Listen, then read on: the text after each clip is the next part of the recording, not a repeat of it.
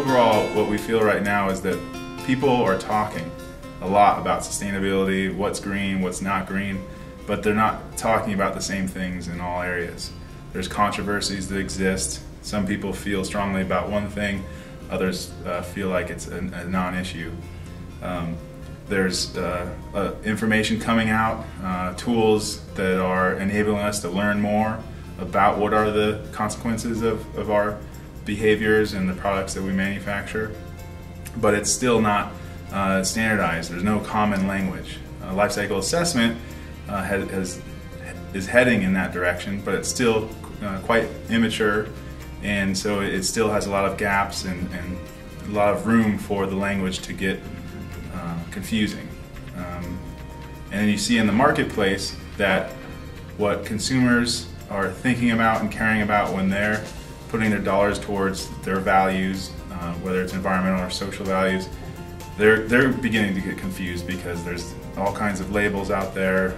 Media is telling them one thing. If they dig a little deeper, science is telling them a different thing. It's just a lot of effort going on that's not really, in our minds, moving the world forward. So we really want to harmonize that conversation and kind of organize it in a way that everyone, no matter if they sit in Asia, South America, or United Kingdom, all understand what the important issues are that society needs to address and what can businesses do to influence them. The SMRS is an acronym for the Sustainability Measurement and Reporting System, which is the overall kind of framework that we're working on to enable us to share information about the sustainability of certain products and their life cycles. So currently we're working under two different levels of SMRS. We have level 1 and a level 2. The level 1 is kind of the first stage in any development of the SMRS, and basically this portion is where we try to find out what is the best available information and knowledge that already exists about a single product category. So this requires scanning literature, interviewing experts, working with our members to understand what they know, what documentation's out there already, be it life cycle assessments, empirical research studies, a variety of different sources. Kind of trying to turn over every rock of information and see what's available.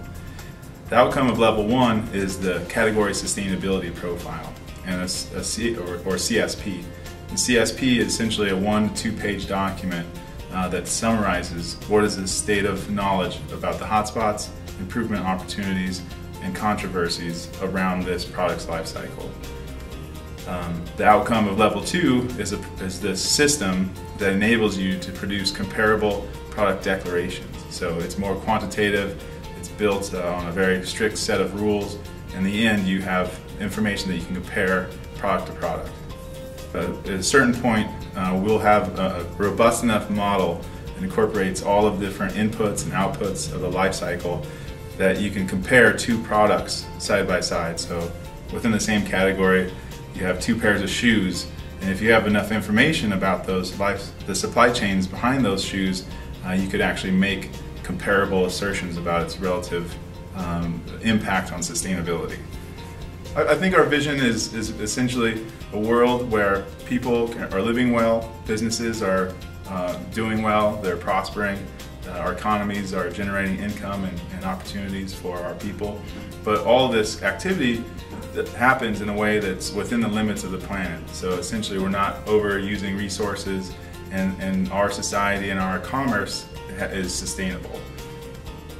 In order to make that vision happen, we believe that we need to understand exactly what our impact is, what areas of our commerce and our society are really influencing sensitive areas of the earth, whether it's resources or degradation of the environment. Once we understand what those important things are and how they're connected, what are the mechanisms that are causing this impact, we have an opportunity to redesign our marketplace to put value on those things, and therefore ideally we start to reduce those impacts because they have value to us. When we make business decisions, those things are in that decision process.